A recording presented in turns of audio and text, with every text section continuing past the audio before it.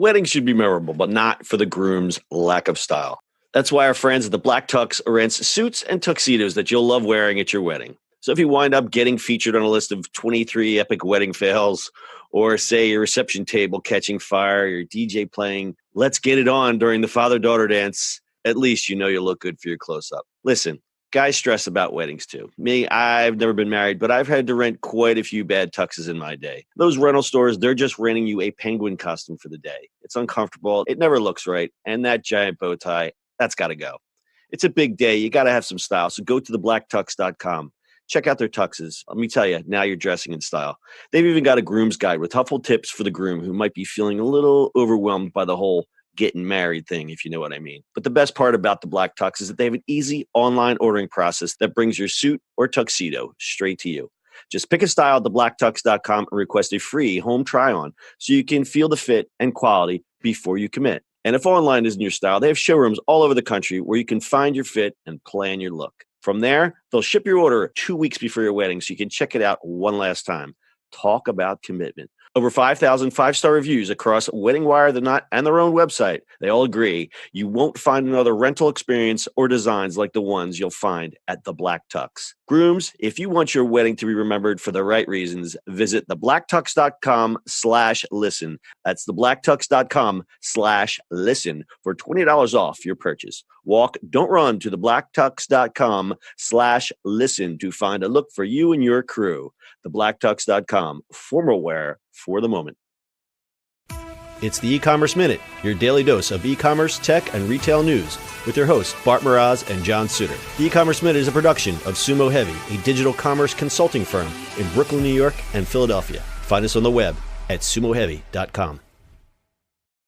It's E-Commerce Minute, episode 319. In today's episode, Jet.com relaunches targeting urban customers. Jet.com, the Walmart-owned e-commerce platform it acquired in 2016 for $3 billion, has relaunched. The site now has a stronger focus on the needs of city dwellers and millennials, the coveted demographic Walmart has failed to reach, and features a new 3-hour grocery delivery service as a challenge to Amazon's Prime Now.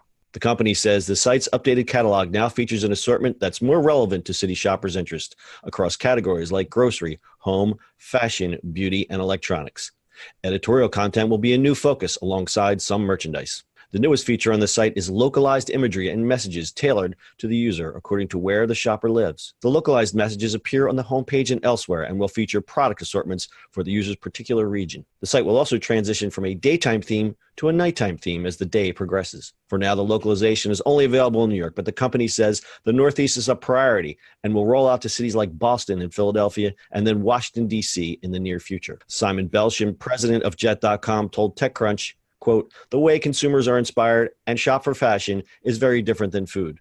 When shopping for fashion, consumers want to shop the look, shop select styles, and see the styles on real people, so imagery and video are important," end quote. The site will also help shoppers to easily reorder items and will be personalized to shoppers' own preferences, like product recommendations and ordering reminders. The revamped Jet.com is also offering a 3-hour same-day grocery delivery and next-day delivery options. Delivery will be provided through most of New York City via Parcel, the last-mile delivery startup it acquired in 2017. New York City grocery customers will be able to select the 3-hour delivery option for groceries and essentials, including offerings from local and small businesses like Bedford Cheese Shop, Pat LaFrida Meats, Orwasher's Bakery, Big Gay Ice Cream, and Just Bagels. Jet.com, working with small business, mirrors how Amazon Prime Now works with local shops, grocers, and restaurants. Jet.com will let customers leave instructions on where to leave the grocery items. The groceries will arrive in recyclable insulated bags that keep foods cold for up to 3 hours. Jet is also getting into voice shopping, allowing Jet.com iOS users to build lists using Siri. Despite the prioritization of urban shoppers, Jet.com will not close down its site to shoppers outside major metros. The site will remain available to all consumers nationwide. To celebrate the launch, Jet.com is unveiling its biggest marketing campaign on TV, radio, online, and social media beginning this week in New York, Boston, Philadelphia, and Washington, D.C. Jet.com. Jet.com. Jet.com. We keep saying to put a fork in them, and they keep coming back. That commercial is really strange. So I hope that was the commercial. I'm not sure. I saw it last night. I don't understand. It was really, really strange. Well, let's see. Jet.com commercial. Are you looking up commercials? Guys, if you want to go We're live Googling. Live Googling. Exciting. You know what? Google's put in jet.com commercial, and it took me to jet.com and put me in the commercial section of jet.com. Jet. Oh boy. Anyway, well, this is kind of interesting redesign. A little bit of a hodgepodge going on.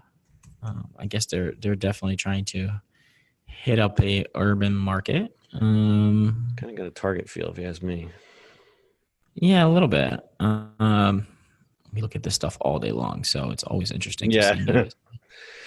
You know, the thing is, it's as efficient as e-commerce has become. It's also kind of democratized the design, because I think a lot of things start to look the same as we focus more on the ease of use and navigation. I don't think people want to see the spinning balls anymore. They just want to get to their products. And this isn't a rant on UI or UX, but we definitely see this trend where it's just get me to the products faster and scrape away the fluff. I like the way this site looks. It's an interesting look. I like it. It's definitely different than the usual. To put this in comparison, there's a lot of focus on Jet only because Walmart bought them for, what was it, $3 billion with a B, whatever it was. But their traffic, I mean, when they're literally a drop in the bucket. Their traffic is less than 1% of Amazon's and less than 5% of Walmart's in the 12 months through August, and that's a stat from Hitwise. So they're not. I don't think they're a top of mind brand. There was another crazy stat that Hitwise showed that Jet.com's traffic dropped 56% in August, from August to August, from 2016 to 2017. In contrast, Walmart.com's traffic jumped 37%. So we've seen all the improvements that Walmart has been doing with incorporating new brands and their sub-brands and all things like that. Jet.com still seems to be the redheaded stepchild for Walmart. Right. I think this is a great effort by them. But I read from some of the pundits, the retail pundits say, like, you know, so what? Like, what is compelling enough to make me go to jet.com over Amazon or anywhere else? Right. It's going to be a big uphill battle for them. Well, it's the same story over and over of the guys who start jet.com, right? They started soap and diapers. They sold to Amazon. Do you see any of that around? No, but the things that they did and the ideas that they came up with were folded into Amazon, and that was why it was more of an acqui-hire than, hey, we want your soap and diapers. Correct. I think they're trying to do something with the Jet.com, you know, prolonging it, because obviously Bonobos and all, it's the same sort of in the same department. But I think it's going to be it's going to become the same thing what happened with diapers and soap. Yeah, I mean, there's one comment, I think it was on Retail Wire. One of the guys said, I do not see Jet unseating Amazon anytime in the near future. They should just fold the technology and staff into Walmart and call it a day. And I agree. Would say, let's give it another year. We might see that. I do not wish any bad things on Jet.com or the business or anybody who works there. But, you know, we're not seeing this giant spike of traffic. They're spending all this money on advertising. I'm sure they spent a ton of money on the rebrand refresh, just a refresh, not a rebrand, but you know what I'm saying? They're spending a lot of money, and I don't know if they're going to see that return. So I would bet next August, when we're looking at when their numbers come out, August, September, whatever it is, we might be singing a different song. Who knows? I mean, a lot can happen in a year. But this is, you know, they're making significant investments into this, and still they're just still a drop in the bucket compared to Amazon or even their parent company, Walmart. So yeah, just replace the Jet.com logo with Walmart and be good to go. That's true. I mean, and you look at all the strides that Walmart has made in the grocery delivery. Why do they need a separate brand to do this? And I get from a branding perspective, I'm going to get all Donnie Deutsch here, is that they're looking towards, they feel, let's micro target the urban millennials, the deeper pocketbooks, that coveted demographic that turns their nose up to Walmart. They're not the Walmart customer. They're not somebody that's going to go, you know what, I got to go grocery shopping. Let me go to Walmart. Yeah. The hip millennial is going to go, oh, I'm going to order my stuff from Jet, man. You know, I'm going to get it from, not realizing it's the same company. It's just really it's like a brand mask over top of it.